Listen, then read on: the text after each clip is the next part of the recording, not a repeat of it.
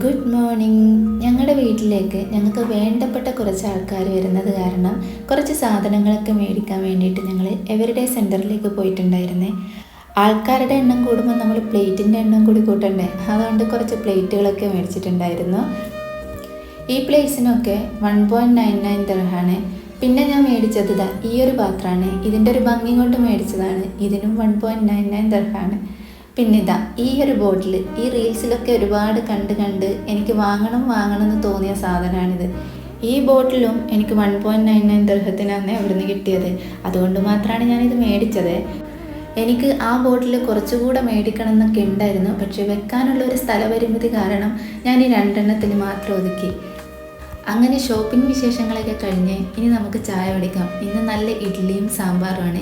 എൻ്റെ ഏറ്റവും പ്രിയപ്പെട്ട ബ്രേക്ക്ഫാസ്റ്റിൽ ഒന്നാണ് ഇപ്പോൾ ഇഡ്ഡലിയും സാമ്പാറും എന്ന് പറയുന്നത്. അപ്പം എല്ലാവരും ഹാപ്പി ആയിട്ടിരിക്കും.